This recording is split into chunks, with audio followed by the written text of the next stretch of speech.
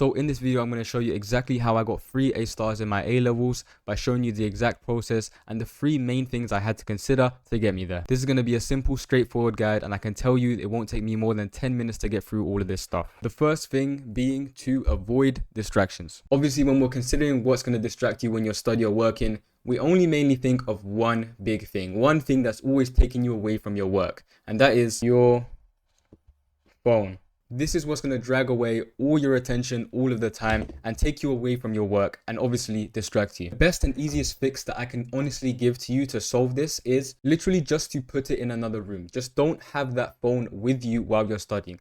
Put it in a different room that you're not working in. In the room that you're working, don't have your phone anywhere near you or anywhere in that vicinity. What this is going to do is literally just make sure that you have no way of grabbing it, no way of getting distracted, no way of scrolling on social media or checking your messages or anything like that instead of actually doing your work. Another thing you can do is literally put screen time limits on these apps, okay? So on TikTok or Instagram or whatever you really use too much and you get distracted from your work on, put limits on those, maybe 30 minutes a day or an hour a day most, so that when you do use your time, you can't go back on them. You can even set a secret passcode for these apps, which you can give to someone else and you can't access them unless they put that passcode in. That's a way to make sure that 100% you are not going to access these apps and you can be safe. Now to you, this might seem really extreme. This might seem that you have to do so much just to get these grades. But if every time you sit down to work, you can't go for more than 20 or 30 minutes without checking your phone or scrolling or grabbing it and checking who's texted you, who's followed you, who's done this, then you know that you have this problem and you know that you actually need this more than you think.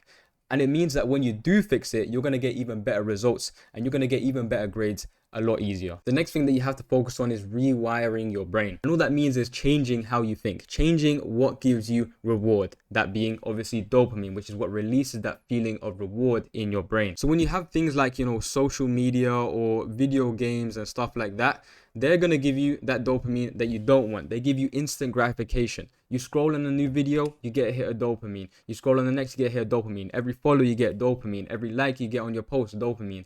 That's the whole process that you follow with these sort of things. And that's not good because when it does come down to studying or, reading or, doing things that you need to do, which these are processes that are actually going to give you, achieve your goals, achieve your targets, achieve all of those things that you want to do in life and are actually important in your life, those are going to feel boring. Those are going to feel challenging. Those are going to feel so much harder to do because your brain is already used to this. And if something feels boring, if you studying or reading or doing those things makes you feel bored, you're going to look for ways to grab your phone. You're going to look for ways to grab things to get you off that task and get you distracted.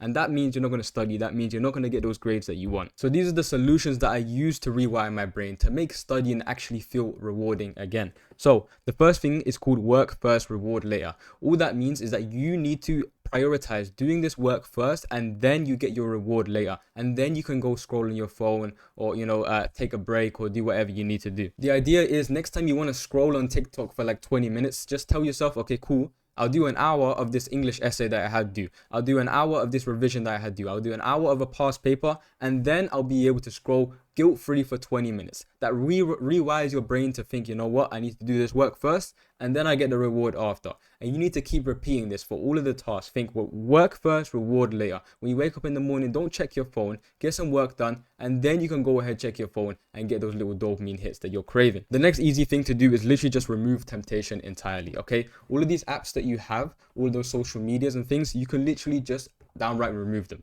In my exam period, when I had my A levels coming up, I can tell you right now, I didn't have any of these socials downloaded. I didn't have any of them there. TikTok wasn't on my phone. Instagram wasn't on my phone because it simply wasn't needed and it would just serve as a distraction.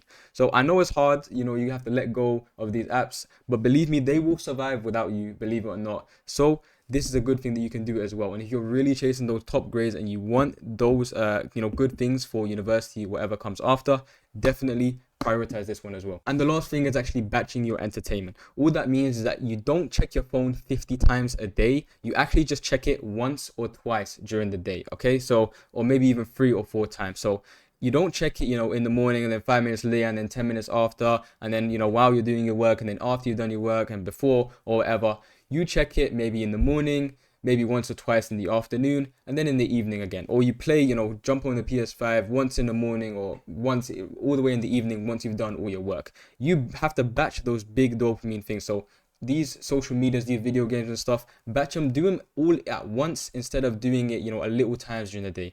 That trains your brain to think, I can't just get dopamine like this all the time. I actually have to do something for it. And it ties into the first one as well. And the last thing is going to be having a consistent exam paper schedule. Big surprise, I know, if you want these top grades, you actually have to do some work and be consistent with it. Now, when I'm talking about this last thing, I'm not going to lecture you and tell you that you need 8 hours a day of revision to get those top grades, to get those A stars. This is wrong, and this is not what's actually going to get you those top things. The key word is consistent.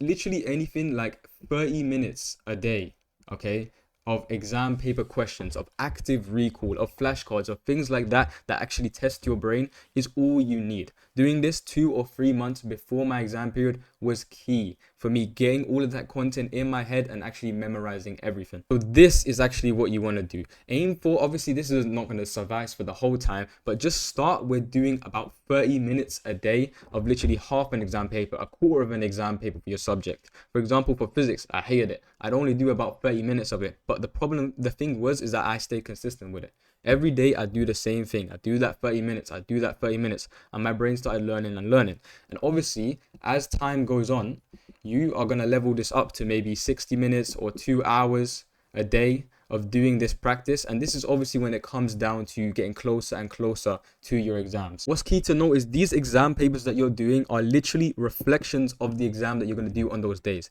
They're reflections of that thing that you're going to have in front of you on that day when you're doing your exams. So you need to make sure that you can actually practice with past examples. You can see how they ask the questions. You can see what they're doing and stay consistent with it. As time goes on, your brain is going to register these things easier and easier. And when it actually comes down to exam time, you are going to be prepared because you've been consistent, because you've been doing that even 30 minutes a day of flashcards, questions, etc. And you've actually memorized that content. It's in your head and it's not going anywhere. A last thing to note that I want to mention is that you need to keep the same conditions as the exam when you're doing these papers. Say I'm going to grind down and do about an hour of a physics paper.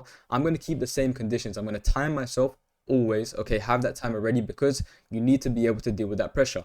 Also, I'm going to make sure that I'm not listening to music in the background while I do the paper or do these questions or whatever. I'm not going to be chewing gum or anything because you're not going to have that in your exam. So when you're actually in the exam, if you don't have that gum, you're not going to think of that information. Your brain is going to associate those triggers with that information. So if you keep it in a quiet environment, if you just keep a timer in front of you, I know it's boring, I know it's hard, but if you replicate those conditions, then your brain is going to associate those triggers with the information that you're doing, with the questions that you're answering, which means it's going to be easier to remember. That might have been a bit confusing, but trust me, just keep the same conditions as the exam, even in your revision. So don't listen to music, don't do any of that stuff. I know it sucks, but trust me, it will be worth it in the end. So these are just the 3 main things that came to my head when I thought, why did I get 3 A stars and why did I get these top grades in my exam? But it's safe to say there are tons of other ways that you can consider to being productive, to eliminating distractions and being able to get these crazy good grades. So make sure to check out my other videos that have a lot of other stuff around these topics, around being productive and stuff.